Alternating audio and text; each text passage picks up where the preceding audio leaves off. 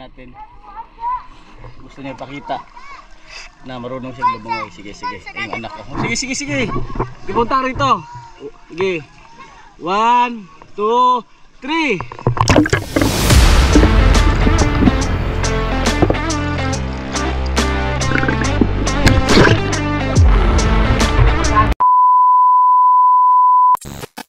Alright guys, here we go today. Nag-swimming kami. Yan ah. Alright. May binata, bell shell. Guys, panoorin mo sa ilalim ng dagat.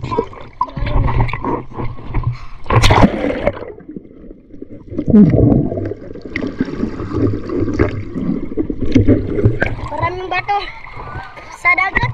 Hindi mo makikita ang isda. Sandali lang ha. Hindi talaga maintindihan yung isda kasi hindi naman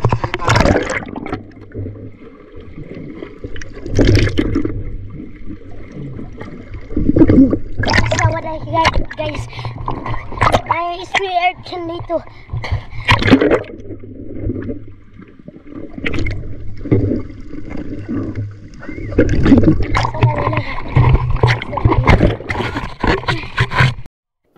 Alright, anyong haseyo mga kababayan kong Pilipino. Once again, ako po si EJ, isang OFW dito po sa bansang South Korea.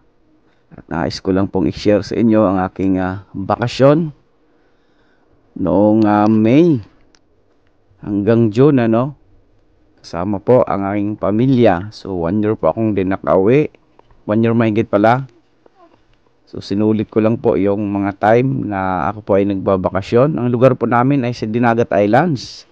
Itong area naman po na ito ay part po ng San Jose, Municipality of San Jose. Ito po yung San Jose Beach or Santa Cruz Beach kung tatawagin na Lawis kumbaga, Lawis Beach po ito.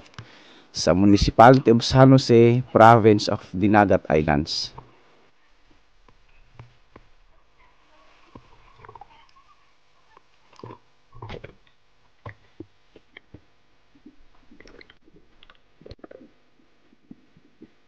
So every time po na tayo po ay magbabakasyon, since tayo po ay nakatira sa isla, hindi po talaga maiwasan natin na maligo kasi favorite ko po talaga na magtampisaw sa dagat, lalong-lalo na po ito. Kasama ko po rito ang family ko, yan po yung anak ko. Ayan. Medyo okay po yung panahon dyan kasi hindi masyadong mainit. Ayan yung anak ko na sobrang kulit. Isa lang po yung anak natin mga kababayan. So yan po yung sa paligid ng Lawis, Santa Cruz Beach Ayan yung nirintahan naming cottage. Kasama namin dyan yung family ko, and at the same time yung mga in-laws natin dyan So dapat ganon. Enjoy din pag may time. Yan naman yung asawa ko na maganda. Syempre maganda asawa ko yan kayo naman. Ito naman si Mother there.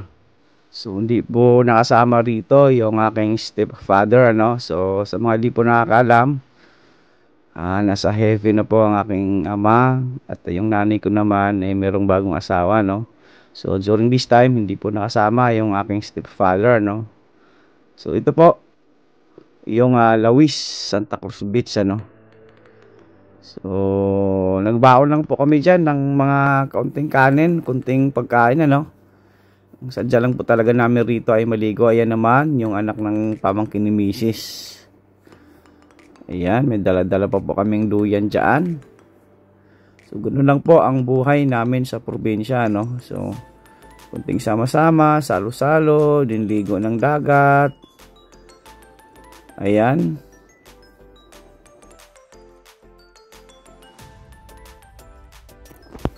During this time naman, hinayaan ko lang yung anak ko na mag-record ng video, no, sa ating GoPro na bago nating kasama sa ating pagba-vlog, ano. So siya po talaga ang kumuha nito. So pagpasensyahan niyo na po kung medyo malikot po yung video. Hinayaan ko lang siya. Kasama niya po rito yung asawa po ng ng kapatid ng asawa ko. Ayan, sinamahan niya dyan na maghahanap ng pwedeng makain ng mga shell, ano. So medyo mabato po dyan mga kababayan ko, pero ayos lang kasi ang sadya po talaga namin dyan ay magpalamig, magtampisaw sa dagat. So ito pong area na ito mga kababayan ko, if I'm not mistaken, malapit lang po ito sa amin. So nakarating kami rito sa pamamagitan lamang po ng motorsiklo, no. So either bao-bao, basta mga lang sa lang po ito. Hindi na po kami nito sumakay ng bangka kasi mismong sa munisipyo lang po ito namin, malapit lang. So nung mga nakarang panahon, nung tayo po ay nag-aaral pa ng elementary at high school, dito po kami naliligo, itong mga area na ito. So dati-rati itong lugar na ito ay wala pa pong ito kahit sino pwedeng pumasok, pero since marami na po ang tao, during this time po ay may na po siya, may mga cottage, and at the same time mayroon na rin po mga babayarang entrance. So simple lang, ganda po rito. Hindi man medyo kagandahan yung mga buhangin, pero namin dito kasi may mga kahoy-kahoy, hindi masyadong mainit, and at the same time hindi po talaga mainit during this time. Ayan, as you can see sa paligid natin, ayan, super enjoy po ang mga kabataan, lalo na po yung anak ko na si Bill Shelton, 8 years old po siya.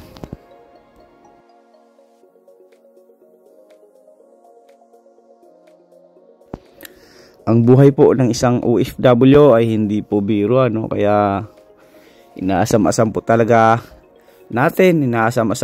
naming mga OFW na every time na magkakaroon ng chance na makapagbakasyon, payagan ng amo, ay dapat sulitin po kasama ang pamilya. So ito po yung ginawa natin. Since paborito po natin yung dagat, ay talaga naman hindi mawawala sa bucket list. Every time na umuwi ay talagang kailangan na huwag kalimutan yung mga dating gawi na kapag walang pasok sa school, maligo ng dagat, ayan, kahit wala okasyon. Yan na po talaga ginagawa ko dati, ginagawa namin, naliligo kami ng dagat.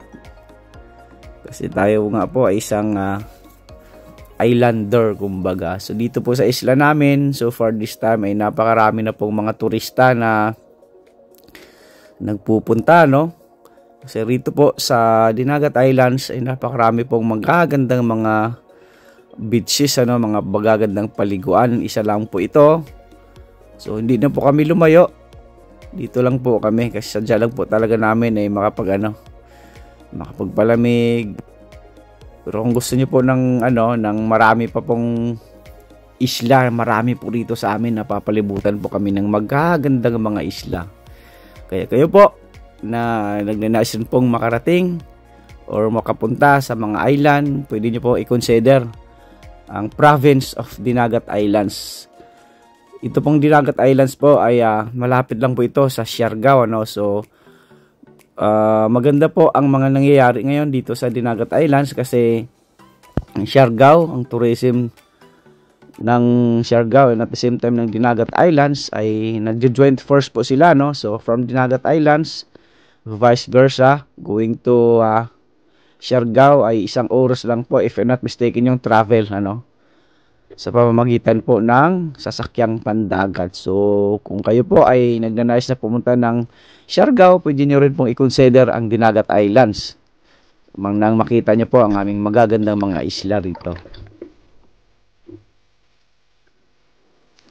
Sa inyo pong lahat mga kababayan, patuloy na sumusuporta rito sa channel natin. Pagpasensyaan nyo na po, hindi po tayo laging nakapag-upload ng video rito kasi sobrang busy po sa trabaho, ano.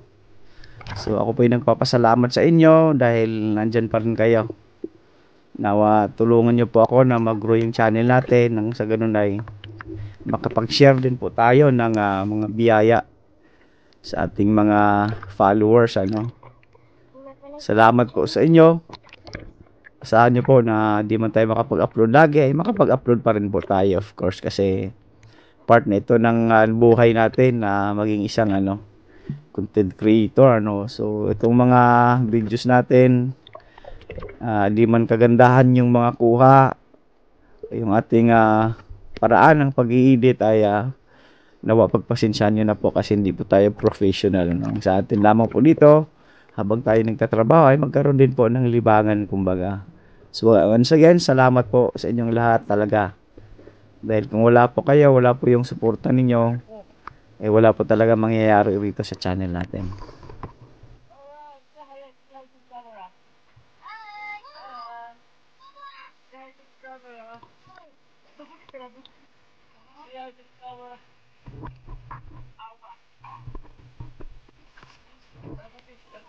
Sa akin pong mga kapwa OFW, panatilihin po natin ang ating komunikasyon sa pamilya, no?